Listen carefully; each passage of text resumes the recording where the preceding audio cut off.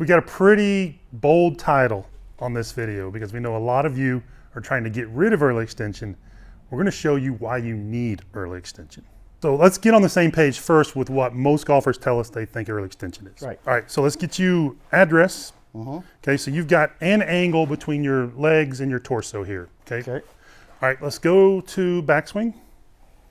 All right, now let's early extend in the downswing. Okay, so you've increased this angle actually. You've straightened up, right, to make that early extension move, right? No one wants that. Yeah, so my hips have moved toward the ball. The handle gets high. It's a kind of a classic early extension. Both hips have early extended. Right. Okay, let's do the opposite now. Okay, so set up, backswing. Now let's decrease that angle by pushing your butt back, lowering your upper body. Okay, so this angle has decreased, right? So he's done the opposite of early extend with both hips. There's a problem with that. We never want both sides of the body doing the same thing. Exactly. So I think the average at the same time. At the same time that each side of the body in the golf swing is doing the opposite thing at the same time, right? So, you know, if you're early extending now and your fix is to drive both hip joints back, that's not the fix. That's not the fix. It can make you worse. Right. So let's go back and do that again. So let's go to address. Okay, we'll say this angle is whatever it is. We'll just use round numbers. We'll say it's 100 degrees at setup, okay? Let's go to the top of the swing. All right, that angle has now done the opposite of early extend, okay? Right. That angle has decreased. It's less than what it started on the trail side of the body. Your lead side has early extended. It's lengthened. That angle has gotten bigger as you've made a backswing turn. Exactly right. So both sides have done opposites. Right. So as I turn, this side of my pelvis comes off the wall, let's say. And this side is into the wall very slightly just because of the way the hips are shaped or the pelvis is shaped. Right. But that's not where most golfers are concerned with. Right. They should be. They should be because a lot of people are doing it in the backswing. That's for another day. They're early extending with both. Again, they're making pelvis do both things. Exactly. All right, so let's go to the top again. Okay. All right, now coming down, this hip now is going to early extend as the trail side, or this side of the body is going to what would be called early extending. That angle is going to increase as the lead side now is doing the opposite. So I think this is a perfect way to show this.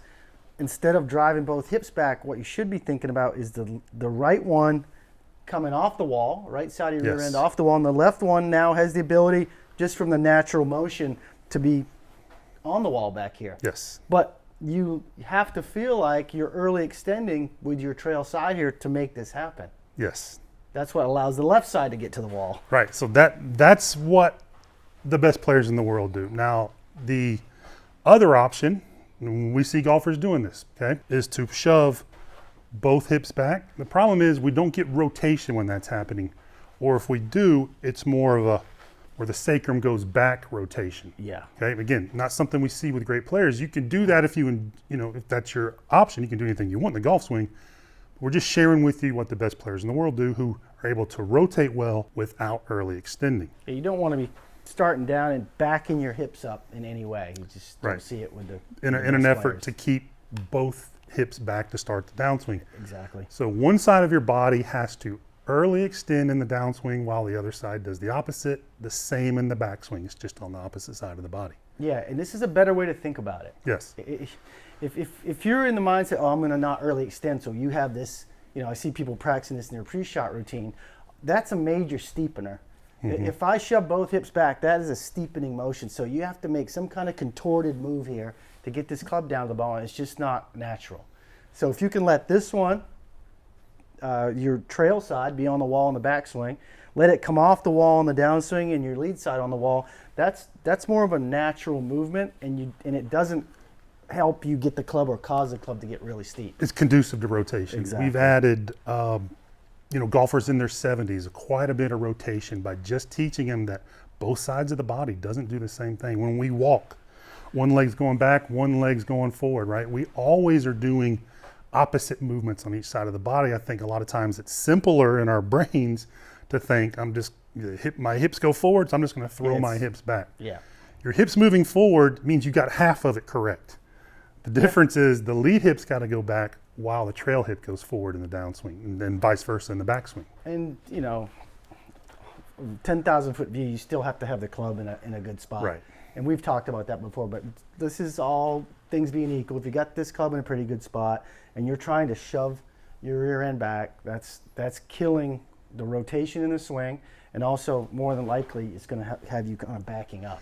We've done a couple videos over the years on early extension, and we'll put the thumbnails up so you can go and watch them if you haven't, because they really focus on what the pelvis does in the body. And this kind of ties what the upper body's doing, right? Because that increasing that angle is what early extension is. If you just think about the pelvis, right? Most golfers, the overwhelming majority of golfers, early extend in the backswing. It's a backswing issue. On camera though, from that classic down the line view, you see it mostly in the in the downswing when this hip is leaving the quote unquote wall. Right. But that has been set in motion in the backswing. So a lot of golfers are trying to fix early extension by early extending in the backswing and then somehow trying to put that horse back in the barn in the downswing, and they're giving up a massive ability to rotate. And to move correctly. And it just stalls them up, and then, then they're working on the other thing, and it never ends. So the concept, again, is to allow both sides to do opposite. Absolutely. Right? If you're early extending, you've got half of it correct. You just got to fix the other half that's not working right, depending on what part of the swing you're in. So we're going to show you in gears exactly how the best players in the world do. Then we'll come back, show you a drill to how to work on this yourself. Before we jump into the 3D section of this video, we just wanted to take a second to tell you how much we appreciate all of our viewers here in YouTube. And whether you've been with us from day one or have just found us, we appreciate each and every minute you spend watching our videos when they come out. We had an incredible Black Friday promotion, and we know there's still some holiday season left to go. So we wanted to do something special for our YouTube family to show our appreciation for all the support you've shown us over the years. So if there's something in your swing that's giving you fits, or if you're just not having much luck adding more speed and distance to your swing, or if your short game is your weakest link, check out the link below in the first pinned comment. We've got something for each of those, or all of those if you need it. But whether you click on that link or not, we thank you for being here on this video, and we hope you have a great rest of your holiday season. Now let's get you back to your video. Like so many things with golf, this is one of those things that's going to make a lot more sense when you can actually see it. The problem is when there's just one stationary camera, so many movements, key movements in the swing get camouflaged and nearly impossible to see, which is why we like using a tool like Gears, because it's going to make this super easy to see and understand. So what you're looking at here is a PGA Tour winner from this season. And to illustrate what we're talking about, we're going to show you both sides of his swing at the same time. On the left is a classic down the line view. On the right, you're looking from the target back at the golfer. The white dot that you're seeing on each leg is the actual knee marker placed on his knees when we captured his swing. And the top dots are the dead center of his chest. And the middle dots are his right pelvis marker, which is in red, and the left pelvis marker, which is in yellow. And the numbers on your screen are the angles created by these 3 points. Think of these as the hip hinge angles between his upper and lower body. If he pushed his hips back and chest down, these numbers would decrease. If he pushed his hips forward and his chest went back, that's your classic early extension, and the numbers would increase. So right here at address, the first thing to notice is that both sides of his body are not on the same angles. And that's why we're showing both sides of his body at the same time, to let you see what you cannot see on video. As he starts moving, we'll put his landmark numbers up so you can see how each side progresses through the swing. These are his numbers at shaft parallel, his numbers at lead arm parallel,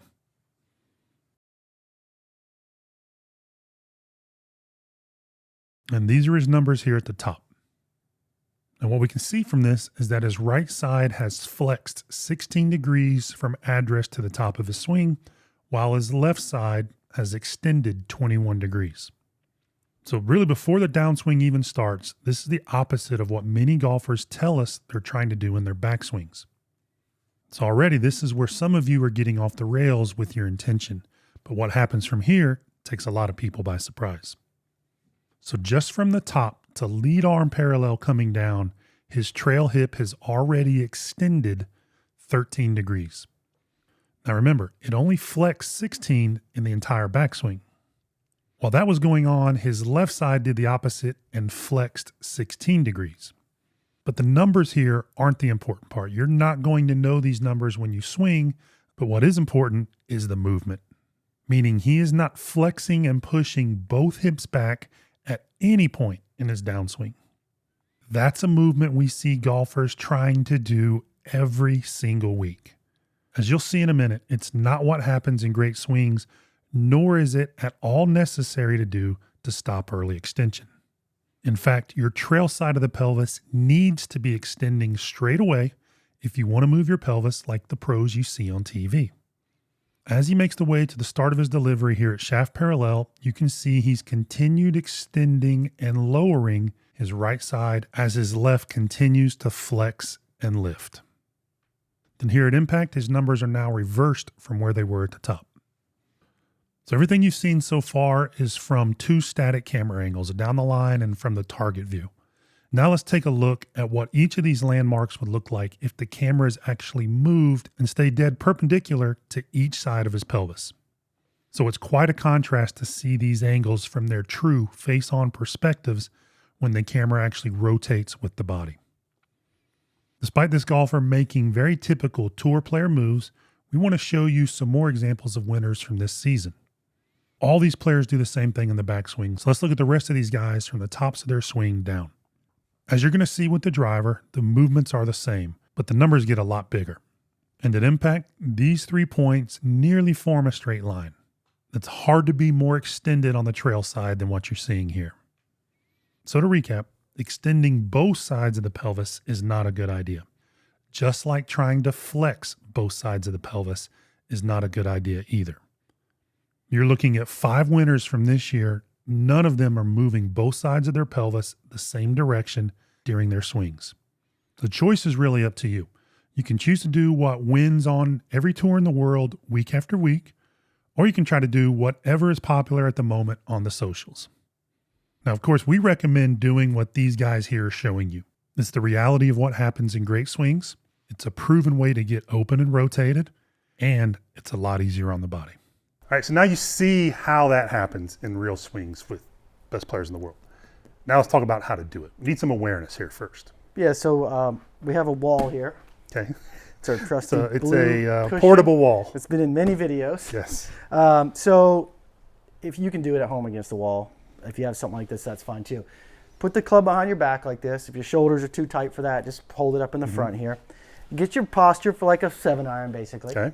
And you're going to be just barely away from the wall, maybe just a millimeter away from it, kind of. So you're not pushing into it to start. Let's talk about that for a second. There should be about a club head's width from your feet off the wall. And to make sure you don't early extend in the backswing, you want to be able to take your posture there without shoving your butt into the wall. That's going to be step one for a lot of golfers. A lot of you watching are going to want to push back and bend your knees a lot, which would knock this wall over. So you're trying to bend forward, just barely crack your knees. You got your club width there behind your heels.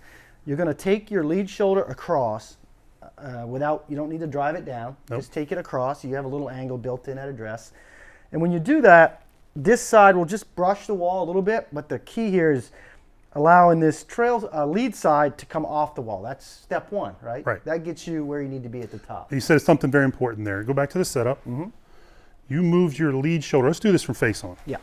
So you moved your lead shoulder. I'm going to put my hand here to mark where the lead shoulder starts. You moved it across. I did. Without a big torso movement. Right. So it's just across on a plane that you've established at address. What do we see a lot of golfers do here? They try to get lead shoulder down, and they never move it across, which disrupts the pivot motion. Yes. So that would almost make the hips move opposite. Yeah. Right. One would be early extending when it shouldn't be. One would be tightening when it shouldn't be.